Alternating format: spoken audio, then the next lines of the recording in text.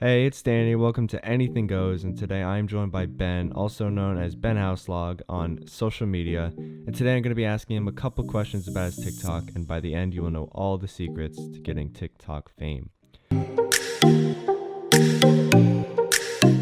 Before we begin, a few quick things. First of all, I do have an Instagram and Twitter, which I'll link in the description. Also, go check out Ben on TikTok, which I'll also put in the description and should be somewhere on the screen right now, where he posts comedic and series type videos. Anyways, why don't you introduce yourself to the people who don't know who you are? Thanks for having me, man. Of course. Um, yeah, so my name is Ben Houselog. I am a 18-year-old. I like to think I'm funny comedy creator from little old Iowa, Mm-hmm. and I just wanna see people smile, man. Yeah, of course. It's always getting something out of your platform is a great way to go. Mhm. So why don't you speak a little bit? Which, really quickly, how many followers do you have again? About point, almost 1.5 million. Oh, jeez. So why don't you speak sort of like on your story about why you started and how you got to that point?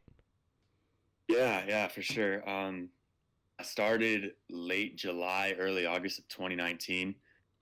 Mm. But was I was sitting at home bored, and I'm not gonna lie, I dogged TikTok early. I was like, this is such a dumb app because all I saw was the dances, right? Yeah. I didn't know that there was a comedy side to it until I started watching the compilations on YouTube, and I was like, yo, this is kind of tough. Mm-hmm. So I started it, and I started making videos. I think I was 200 videos in with like 50 followers, and I posted a video, not thinking much of it, and it was to the pretty boy swag trend, which Oh, is okay. basically, if you don't know what that is, it's like you stand in front of the camera and it's like, this right here is my pretty boy swag. And then when the beat drops, it changes to what you look like. Mm-hmm. And I did that with Linguini from Ratatouille. And went to bed, woke up next morning, went to football weights, football practice, came back, and my phone was just off the chain. Like it just went completely viral. And I just kept making videos, and I guess my videos just started getting more views. And then around Christmas time, uh, Charlie Puth put out a beat, and I wasn't really known for anything other than comedy. But I was like, you know what? I'll hop on this. I'll try to write a few songs. I think I did about like 20 videos of that sound. Everybody hated me. I was Mm-hmm. quickly becoming the most hated man on the app, no doubt. And Valentine's Day, I woke up to a phone call, and it was a girl from my school, and she's like, Ben, look at Charlie Puth's TikTok right now. I was like, all right, let's see this. And I look, and it was me. He was singing the song I wrote, and I was like, holy shit. And I basically just sat there looking at my phone like, no way this just happened. And then the big spike in followers was probably when quarantine first kicked in. I was like, you know what? Everyone's bored. Maybe I should just do a big hoot. And I posted a video. And it got like 15K in 7 hours, which isn't bad, but it's not great. And Mm-hmm. I went to sleep, and I woke up, and it was at 1.5 million likes. And I was like, whoa. And that day I gained 125,000 followers. Really looked back, just kept creating videos, and well, here I am today. Huh. So you were talking about the Charlie Puth video, which I'm sure a lot of Mm-hmm. people may know you from, but you said you got a lot of hate. What made you just say, you know what, I'm just gonna post another one and another one? And obviously it eventually worked, but what kept you doing that if you weren't getting a lot of love and support from it? Um, I was just kind of like, my TikTok account is mine. I'm not out here trying to please anybody. I want to get my point across. I'm gonna do what's fun to me, and doing that stuff was fun to me. Like I like to do creative things, Mm-hmm. and songwriting is pretty creative. Yeah. And people just kind of were like, "Oh, dude, he's got to quit doing this." And I was like, "You know what? I don't care what you think. I'm just gonna keep doing it. It's what makes me happy. It's Yeah. what makes me have fun." Yeah, and obviously it escalated to the point of, something you would never imagine, which goes to Oh show that yeah, that was. yeah, You don't really need support from everyone to have that breakthrough moment. Oh yeah.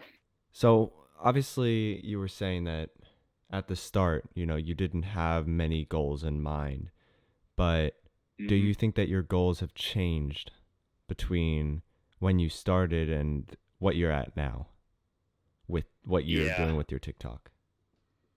Oh yeah. They've changed a lot. I never imagined I would get to this point. Kind of scary. Yeah. So what Just was what are some of your goals then? Would you say now that you're at such a high follower count? um, number one, I kind of want to bring a lot more attention to the state I'm from because a lot of people like to make jokes like Iowa, that shit doesn't exist, and I'm like, come on, man, we're here. Uh, I also want to set a good example, Mm-hmm. but main goal is just to make sure everyone in my family is taken cared for down the road. Yeah. Oh, it's not about money much to me, but of course it would be good to get a lot of money to charity and to my Hmm. family. Yeah, and I was gonna bring up, it's sort of a controversial point, but did it ever run through your mind to make a living off of social media? Oh yeah, yeah, it really has. And to be honest, it's a very heavy point. It's Yeah. like you know that you want to, it's not smart. Mm-hmm. Not smart to drop everything and go. Even though I'm super passionate, you gotta have a backup. But that's definitely crossed my mind. I could see myself going for it. To be honest. Mm-hmm. And sort of, speaking on that, it doesn't seem like you get paid at all for posting TikToks, other than Yeah. the live feature. So how else do you really, make money off of having a high follower count? So yeah, TikTok, they don't pay us. Yeah. They basically just feed off of us. The live streams, I start when I started, I set a rule for myself because I always wanted to give back all of my live stream money that I earn. I don't keep, I donate it. Mm-hmm. And I honestly did about this month, and that's I signed a sponsorship deal with Bang Energy. Yeah. And what is that sort of like, the whole sponsorship game of TikTok? It's pretty weird. Most of it is just getting the products. But there's a there's a wide variety of sponsors out there. I mean, TikTok just keeps growing and growing and growing, and uh, right now it seems like the sky's the limit. So there's a lot of people who want their products out there, Mm-hmm. but amongst TikTokers, kind of like people, some people don't care about it, and some people fiend for it. They're all about it. They want to get a sponsor this, they want to get a Yeah. sponsor that, and I don't blame them because we don't get paid. But yeah, I just never really found myself like craving sponsorships. I like it. I like that the opportunity is there. Yeah. And would you say that from when you started TikTok that has changed a lot, or do you think throughout your TikTok experience it's stayed pretty similar? I would say that it's changed a little bit in the scale. So you're not going to see people with 90K anymore. Because when I was growing, it was kind of in the early stage of the hype of TikTok building. Yeah. I'm gonna call it the pre Charlie D'Amelio era. Hmm. Um, so there wasn't any like big person dominating TikTok. It was basically a free for all, Yeah. and people were just messaging me. I had 90K list. Hey, wear this T-shirt, and I was like, yeah, cool, that's cool. And then it's on. I mean, I have never even talked to her to be honest, but she changed the app Yeah. so much, just in the scale of the app itself, how much bigger it got. So now it's like sponsors go after the higher TikTokers because now it's like you're gonna be getting up there in followers now because everyone's flooding to the app. Hmm. So companies kind of shoot high instead of kind of around, oh, I kind of like this person's content. They go for the numbers now. Yeah. So you're saying that the sponsorship part of it has changed a lot. Yeah, for sure. And so that's sort of like, it can branch off to the question of collabs. Do you think that collabs are essential to growing your channel when there are so many accounts out there now? Um, I'm not sure if I've ever had a collab on my channel. I think that they're a good idea, Yeah. but you also want to be careful because if you collab with someone, then everyone's gonna want to see with them again. Actually, I lied. I have collab. Hmm. Um, Julie, the kind of funny person, she has around it's something crazy. She's almost at 6.9 million. Yeah, yeah. And I was just like, I was like, hey, do you want to play Minecraft together? And we did a series, and it was great. She's great. Everything about it was amazing.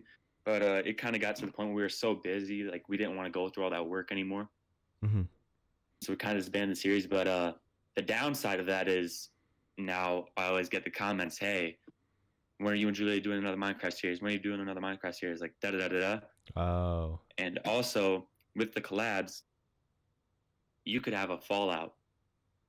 So if there's like a group of people who are always doing content together and they fall out, each of their accounts are going to see a drop off yeah. because that person's fans don't like them anymore. So they're going to unfollow and vice versa So you're saying that a collab could almost convince other people to follow you, not for you, but for other people? because you are associated with that person. Yeah, yeah. And once they leave, it can sort of be detrimental to your account. Yep. Oh, okay. So then that goes right back to the question, do you suggest doing collabs, honestly? Or is there ever a certain point where you suggest doing collabs more? Like, do you think it's smarter to do it Um, at the start or smarter to do it when you're already big? I would say when you get big, and I think it more depends on genre because a lot of the drama that goes through TikTok Hmm. is from the big houses, the Yeah, dancers, the people who are famous for the looks. And I'm not saying that they don't have talent, but the people who are famous because of what they look like. yeah, But when comedy creators, those collabs, everyone loves them, yeah. Hmm. and they're watching it to see the other person. They're watching it to see comedy, Yeah, and also the probably the most famous collabs are probably Micah Cow and 3 Corey, yeah. right? Hmm. So everyone watches those, and those are all cool stuff. I would just say be careful if you're going to do dancing collabs because if that fallout happens, that would be a big break off. Like just like kind of like imagine, which I don't think it's going to happen ever, but if Micah Cow and 3 Corey have a fallout, everyone's going to be wanting their videos back, Yeah, but they're not going to be able to get it. So it will kind of send a shockwave through, and people would start getting sad and unfollowing whichever other one, you know. yeah. So Do you think that that could bring attention though to their accounts? Is that, oh, there's all this drama about them. Let me go check them out because I'm hearing a lot about them falling out. oh yeah, there's always that's always going to happen. Yeah, and do you think that that's a bad thing? Like, do you think that all attention is good attention, or do you think that bad attention is not good? Well, sorry, let me rephrase that. Do you think that gaining more followers off of something bad that you did is a bad thing or a good thing? If that makes I sense. think it depends on the individual. So Mm, if you can take hate comments and receive them well, then by all means, that's good for you. yeah, If you can't take hate comments, that's gonna be bad yeah. because TikTok is ruthless. The comments, ruthless. Like I have seen 4chan. Mm-hmm. 4chan can get bad. TikTok Yeah, is ruthless. The duets, the constant harassment, every single video. it could get bad if you can't handle it. Mm-hmm. So did you receive a lot of hate besides the Charlie Puth thing or before the Charlie Puth thing? Were there other points of serious hate where you even almost debated what you were doing anymore because of it? No, I've always been I've always kept my nose clean. I don't really dive into drama like that. Mm-hmm. Just for that reason is I don't want to Get I don't canceled. want to yeah, cancel culture is some. I also like I don't want to give off politics. I don't want to minimize my audience. I Yeah. keep my audience as open as I can because as soon as you do something someone doesn't like or a group of people don't like, that's gonna they're never gonna listen to what you say. Even if what you have good, they're not gonna be able to reach them anymore because you messed up. Yeah. So it seems like it doesn't seem like the beautiful thing that everyone imagines it as is, having TikTok fame. Obviously, there are plenty of positives to that, but are there any other negatives to speak on rather than hate comments, would you say, about when you started gaining a follower base? Um, are you talking on the app or personally? It could be both, honestly. Well, yeah. Personally, man. Oh my gosh, I played basketball, right? Yeah. Every time I would get to the foul line, I would hear it from student sections. Oh, Oh my gosh, you'd have videos taken of you without your consent, stuff like that. And I'm a pretty chill guy, so it didn't really bother me. yeah. But you'd have people think that they owe you that you owe them something, Mhm. or people just everyone wants a piece of you because you're growing, and they want to hop on that. They don't want to. They don't want you for you. They want you for what they see you becoming, or the numbers that you have. Yeah. So how did you sort of deal with that, or at least, obviously I'm sure there were plenty of people that started talking to you when they realized that you were gaining fame. How did you really differentiate who your friends were with who these new people are that are starting to talk to you? Yeah, I just stayed with my core, the guys I've been with since kindergarten, to be honest, that I've grown up around. They've treated me the same, whether I had 10 followers or if I get to 10 million. I know they'll always treat me the same, Hmm. and it's pretty obvious if someone's after you for TikTok clout because the first thing that they'll do is they'll plug their TikTok. They'll be like, "Yo, go watch my TikTok." Yeah. My friends don't post TikToks. They don't, Oh, okay. and they honestly probably don't even watch mine much, which is cool because that shows you that they're not in it for that. They're in it for me, and Yeah. they're in it for our friendship. And I always go by a rule like, if you're really my friend, you would feel bad for me. If something happened to me, if something happened to someone I care about. Hmm. So if you aren't going to feel bad if something happened to someone I care about, and we're not really friends. Yeah. I want real friends who will support me through whatever. Hmm. So say tomorrow my TikTok account goes down. I don't want to be left with people leaving me because my TikTok account went down. They're going to go find the next person to leech off of. Yeah. I want to be like, damn, my TikTok account went down. And I want to be there with the people who will lift me up and support me. Hmm. Okay, but do you think that was a is because obviously you're saying that your friends don't really even watch your TikToks. So would you say that was really an issue when you started blowing up a little bit more? Is having to realize, some of these people, I don't know if they're really being friendly with me, if they're leeching off of me. Oh yeah, big time. There's that, and there's always the girls.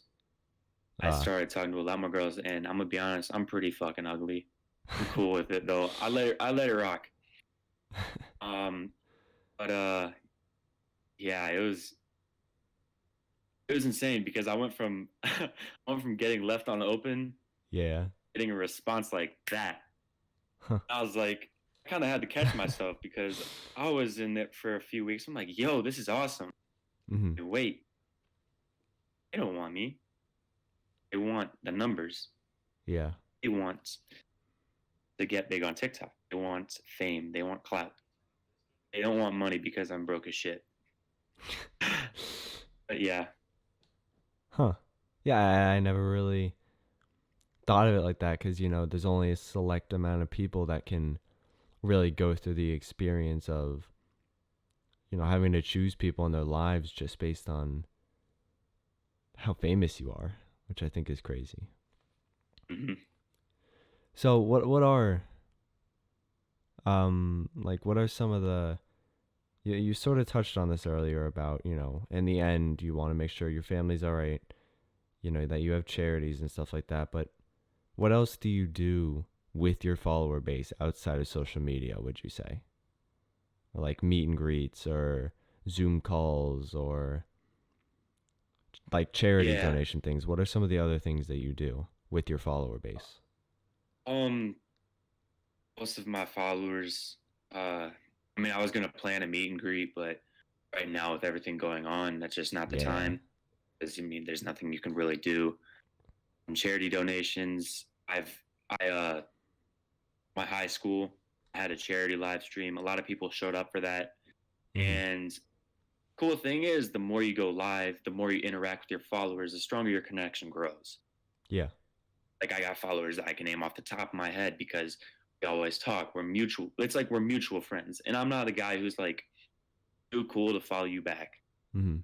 Like if my follower having a rough day and we're just chatting, I'm gonna follow him back and I'm just, man, you can talk to me Yeah. because for all I know, that follower, 18-year-old kid just doesn't have a lot of fans on TikTok. And that would be exactly what I would be if I didn't have fans on TikTok. Just an 18-year-old kid. And that's where I think of myself now. I don't think of myself as a TikToker. I think of myself as the same kid I was when I started this. Yeah. And do you ever get caught up though? Like, cause you can say that now, but when you're really gaining 150,000 followers in a night, did you sort of have to like stop yourself from what you were doing if you were getting too caught up in the fact that you have fame now? Um, Or did you never really have that you, issue? I somewhat not in a ego way, but more of a production way. I was like, oh my gosh, I'm getting so many followers. I gotta keep putting out these videos, Mhm. and I kind of realized that, and videos I was putting out was horrible, shitty. Yeah. I was like, damn, it's not all about quantity. I gotta have some quality videos I gotta put out. Then I realized, dude, this is taking up so much of my time. Yeah. I want to spend time with my family. I want to spend time with my friends. I don't want to be down in my basement all day standing in front of my phone. Mhm. And how did you balance that out then? I kind of just hit 1 million. I had a live stream. I was on until like 4 a.m. Found myself hit 1 million to sleep and just kind of chilled for a few days. Just Huh. kind of like, yo, I got to my goal. Let me rest for a little bit and just I talk next steps. Like, do I really want to keep going with this or do I want to kind of stay where I'm at? Yeah. And yeah, that's I just kind of decompressed in a sense. So it's all about knowing when it's too much, almost. Yeah, because you can dig yourself into a hole, into a mental hole, if you keep pushing and pushing. Mhm. And to sort of take it on a totally different step, what would you say makes you different then if you don't have a specific thing about yourself? What makes you different from other creators? I feel like I'm a lot more versatile, Mhm. in a comedic way. Some creators, um, they like to steal jokes, Mhm. and I get it. You're trying to get yours, but I don't really respect it. Yeah. Everything I do, I come up with in my head. Has it been something that has been on the internet before? Yeah, and I probably read it a long time ago and it stayed in my head. But I can put my hand on the Bible and say I have never stolen a joke on purpose. On accident, if I come up with it in my head, Well, Yeah. then what am I gonna do? Yeah. But yeah. Also, just behind the scenes, I work so much on creating videos and creating the perfect timing Mm-hmm. of this. And right now, I'm sleeping about 4 hours a day and working the other 20 on videos, streams, and everything that entails. Hmm. Yeah, because, I think a lot of people have the perception that if you're a TikToker, it's very easy to set up your phone, take 3 minutes out of your day, and post a video. But it seems like you're saying it's the exact opposite. Um, yeah, it was you know, there's a lot of creativity that comes with comedy. I can't speak for the dance crowd, but you got to learn the dance and then you got to Yeah. perform it. But I'm guessing that yeah, it takes quite a bit. I want to make sure I get all my facial reactions, everything just down to a T where I exactly want it. I want everything timed perfectly. I'm a perfectionist. Mm-hmm. Like I will no joke sometimes take 2 hours to film a 15-second video that someone would have taken 3 minutes to make. Yeah. And I guess, have you ever like made a video with a lot of effort and it hasn't really gone anywhere? Oh, plenty of times. Oh my gosh, that happens. It happens a lot. Yeah. And well, what are your, what sort of goes through your mind when that happens? First, I am like, damn, really? That's stupid. I get first, I'm not gonna lie, I get kind of pissed. Yeah. Not like throwing stuff around, but I'm just like I'm kind of disappointed that it didn't do as well as I anticipated. But Mm-hmm. then I'm like, well, I mean, it didn't do anything. You can't control how your video does after you post it. Yeah. So there's no use worrying about it. And I'm gonna go back to the drawing board. Huh. Yeah, you're right. And especially with TikTok, you have no clue what's going to Oh happen to yeah, your video, which I think yeah. is TikTok's. it's the Sorry, go beauty. ahead. It's the beauty of it, but it can also be a downside. Hmm. You could spend so much time and just get absolutely nothing out, or you could just stare at your screen and duetting someone's video and get, 2 million likes. Oh yeah. That happens a lot. So that does bring up the concern of, how much quality would you say you actually have to put into your video for you to do well on the app? I'm not saying Honestly, I'm not saying you have go to have ahead. no quality whatsoever, but how much do you really have to put in? In my opinion, it's all luck. Yeah.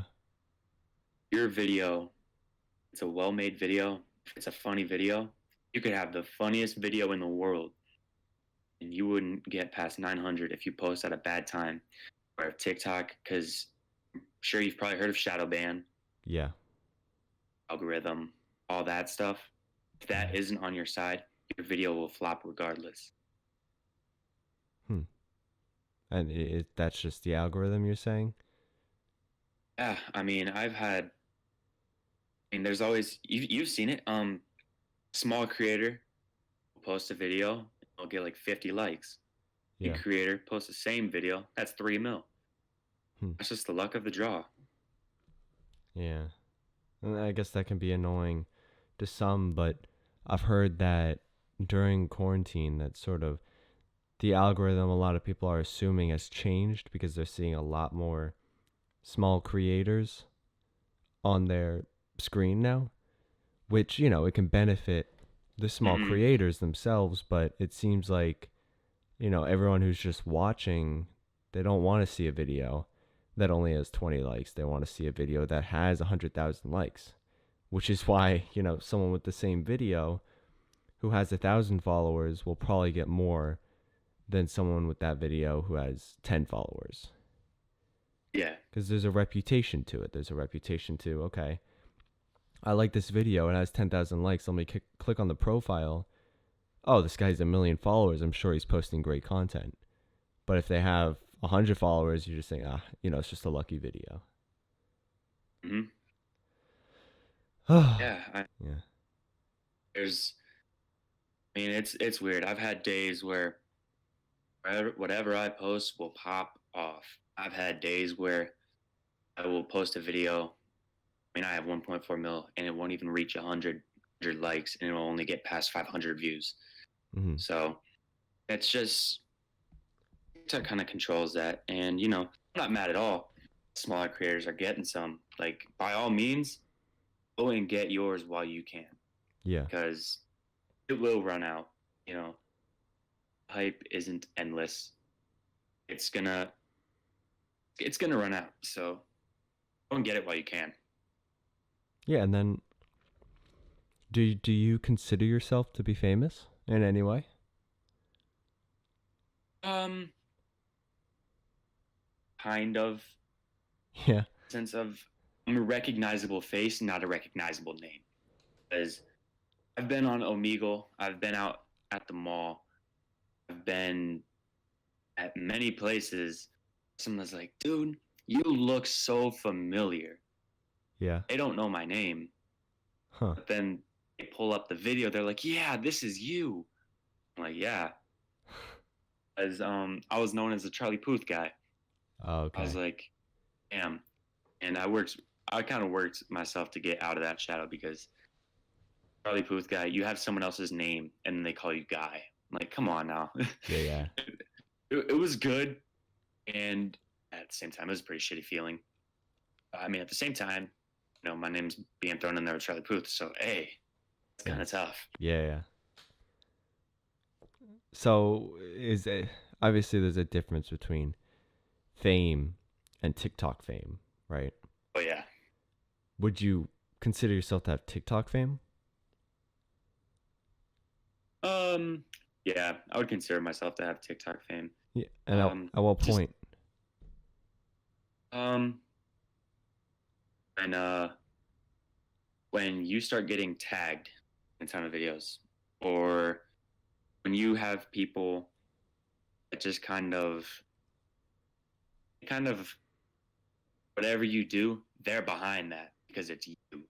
Hmm. A funny video, it's you making the video. That's when I think that you could consider that. And I kind of don't like calling myself TikTok famous because it's just not how I roll. I don't want to be called famous. I want to be called Ben. I just want to be like myself. But Yeah. if I strip the name, strip everything, and just look at the numbers, then I would say yes. So yes. And then do you think that fame is numbers or do you think it's something else? Not necessarily numbers because there's infamous people on TikTok. Yeah. There's Rez Hilton. Mm. Everybody knows who that is. Um, everybody knows when a scandal pops off. So that's kind of fame, but that isn't always attributed to numbers. Oh, okay. So you think fame is more just word of mouth and less follower count? Yes. Hmm. What are some of your plans to continue growing? I don't know if I asked you this already. Um, Do you just want to keep posting what you're posting now, or do you have ideas in your mind to grow? right now I'm in the middle of a series. It's I took my Xbox and webcam, took all the money I've saved up, I Mm. bought a new setup, and I built a desk, and it's for a PC for streaming and YouTube. And basically, I'm just pimping out everything. Mm-hmm. Not necessarily pimping out, because I didn't have that much. It Yeah. would have been sweet, but I didn't. And people are starting to follow along for that because they kind of want to see. And word of mouth is kind of getting around like, yo, this guy's actually doing it. He's not clickbaiting us. He's actually building stuff, Huh. actually trying to take the next step. So That go ahead. no, it's all you. Because yeah, that clickbait stuff happens a ton. The part twos, like follow for part twos. Mm. I don't really say like and follow. I'm just like, stay tuned for part three. So if you guys, I don't ask them to follow me because I know that can get annoying. Yeah. Stay tuned for part three. Just come back and visit my profile on part three. I always comment post different parts on the original video before that. So I commented, I just posted part 2 on part 1, and tomorrow when I make part 3, I'm gonna comment that on part 2. Huh. Okay, so obviously that is a way to grow your channel is by doing, things like part 2 and Hmm. things like that. Do you necessarily agree with that being a way to grow your channel? Do you think that that's a good way to cuz usually the part 2s or part 3s are a lot less interesting, right, than the part 1. Yeah. So obviously you can take this question many ways, but and you do it yourself, so seems like it's going to be a pretty obvious answer, but do you think that, those type of videos are a good idea? Um, yes and no. Mhm. Um, no one's gonna tune in for